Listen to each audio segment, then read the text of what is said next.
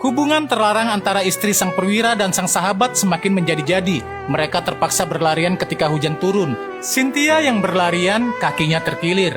Tapi tiba-tiba Vikram menahan tubuh wanita ini yang hampir terjatuh. Dia lantas menggendong istri orang begitu saja karena kakinya yang sakit. Vikram membawanya untuk beristirahat. Tetapi, mereka berdua saling pandang tanpa berkedip. Sehingga Vikram pun sampai mengantarnya pulang di tengah hujan yang romantis. Tapi di esok harinya Cynthia menyadari dia sudah melakukan suatu kesalahan yang teramat sangat fatal. Seperti itulah kejadian sebelum tragedi penembakan itu terjadi.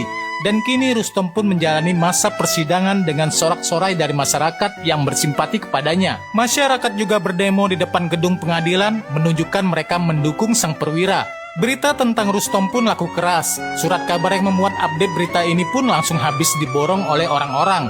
Di saat Cynthia datang dan melewati lautan massa, dia pun dicaci maki oleh ibu-ibu yang geram dengan istri yang berselingkuh. Sementara itu saat Rustom lewat, wanita ini mengeluh-elukannya seperti seorang pahlawan.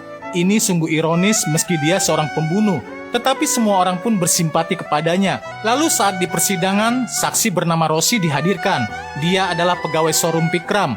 Di hari naas itu Rustom sempat bertemu dengannya, tetapi wanita ini kesaksiannya mengada-ada. Wanita ini berkata bahwa Rustom marah dan hendak membunuh Vikram, tapi kesaksian palsu itu mampu ditepis oleh Rustom.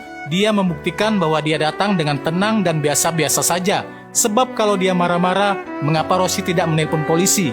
Karena pengakuan palsu Rosi membuat juri mulai bersimpati pada Rustom. Saksi berikutnya yang didatangkan adalah pembantu Vikram atas anjuran dari pengacaranya. Pak tua ini berbohong. Dia berkata bahwa dia melihat dengan mata kepalanya sendiri bahwa Rustom menembak Vikram 3 kali. Pernyataan itu sempat membuat semua orang kaget.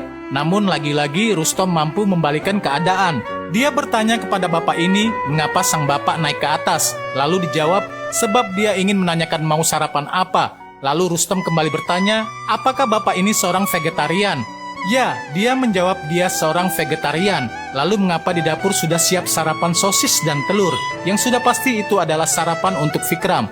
Lalu Pak tua ini pun menyesali semua kebohongannya.